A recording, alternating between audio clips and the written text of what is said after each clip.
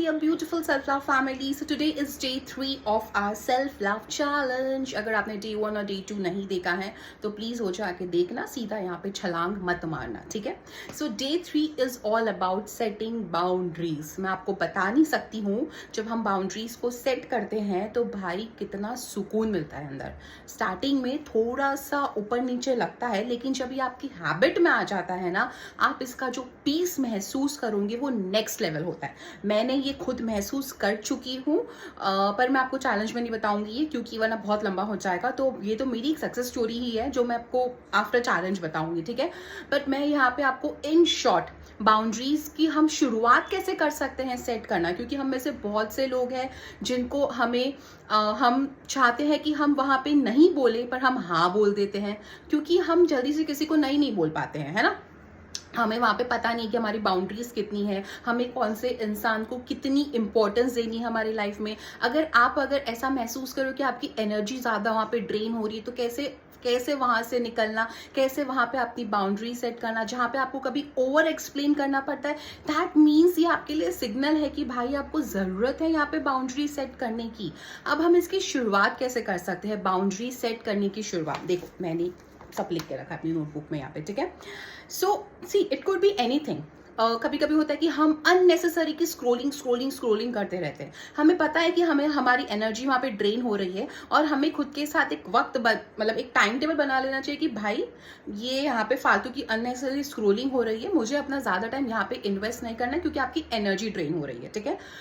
कहीं पे आप नोटिस करोगे कोई इंसान के साथ आपकी बात करते हो आपकी एनर्जी ड्रेन होने लगती है. कहीं पे आप नोटिस करोगे कि आपको ओवर एक्सप्लेन करना पड़ता है. कहीं पे आप नोटिस करोगे कि आप पीपल प्लीजर बन जाते हो. कहीं पे आप नोटिस करोगे आपको एक्सटर्नल वैलिडेशंस लेने पड़ रहे हैं. तो ये सब एक सिग्नल है जो मैंने आपको बताया, आपको ज़रूरत है बाउंड्री सेट करने की. इसकी हम शुरुआत कैसे कर सकते हैं, ठीक है. अब देखो, मैं जानती हूँ बहुत से लोगों के लिए मुश्किल होगा, लेकिन मेरी बात मानो, एक बार करके देखो.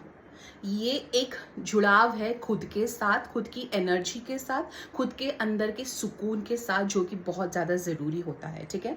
अब मान लो आपका कोई दोस्त आपको बोलता है, if your friend ask you something, और वो चीज़ आप नहीं करना चाहते हो उस वक्त, आपको नहीं करनी है वो चीज़, लेकिन आप उसको नहीं बोल पा रहे हो उस टाइम पे, तो आप कैसे बोल सकते हो यहाँ पे नहीं. मैं आपको एक बहुत पोलाइट आंसर यहाँ पे दे रही हूँ, जो मैंने यहाँ पे लिखा है, आप भी इसको नोट कर. यहाँ पे अपने दोस्त को बहुत ही पोलाइट वे में आंसर दे सकते हो, और वो आंसर ये होगा that I appreciate you asking but I need some time for myself today. तो इसमें क्या हुआ, आपने बहुत ही प्यार से उस इंसान को नो बोला, ठीक है. आपने अप्रिशिएट भी किया और आपने अपनी बात भी वहाँ पे रख दी. क्यों? क्योंकि आपको ये रियलाइज़ हुआ कि वो जो वक्त है वो आपका है, और वो वक्त आपको आपके साथ स्पेंड करना है, ठीक है. अब आप इसकी डेली में प्रैक्टिस कैसे कर सकते हो. अब ऐसा ज़रूरी तो नहीं है कि डेली लाइफ में हमारे साथ कुछ ऐसा हो जहाँ पे हमें नो बोलना पड़े, ठीक है. तो आप इसे एक अफर्मेशन के तौर पे प्रैक्टिस कर सकते हो. वो अफर्मेशन आप लोग लिख लो, और वो अफर्मेशन ये है, I have the right to say no without guilt. My time and energy are valuable and I choose to invest them with myself. इसका मतलब ये हुआ कि आप नो बोलना सीख रहे हो विदाउट एनी गिल्ट, क्योंकि हम में से बहुत से लोग ऐसे हैं, हमें जब हम नो बोलते हैं तो हमें बहुत ही गिल्ट महसूस होता है.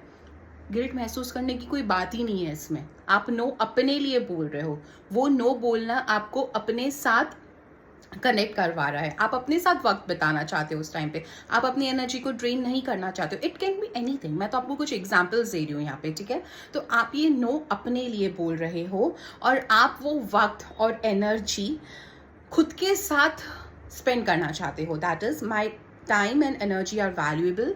वो आपके लिए बहुत ज़्यादा वैल्यूएबल है, और वो वैल्यूएबल वक्त और एनर्जी आप खुद के साथ इन्वेस्ट करना चाहते हो. तो आप इस तरीके से नो बोलने की डेली प्रैक्टिस कर सकते हो इस अफर्मेशन के तौर पे, और ये अफर्मेशन आपको स्ट्रॉन्ग बनाएगा कि जब नेक्स्ट टाइम कोई ऐसी सिचुएशन आए जहाँ पे आपको नो बोलना है, आप पोलाइटली वहाँ पे नो बोल सको, और आपको वहाँ पे गिल्ट भी फील नहीं होगा कि भाई मैंने नो क्यों बोला. वो गिल्ट फ्री के लिए आपको ये थॉट को डेली अपने लिए रिपीट करना ज़रूरी है, ठीक है. तो ये था हमारा डे 3 का challenge, and I see you all in my day 4 and I love you. Bye.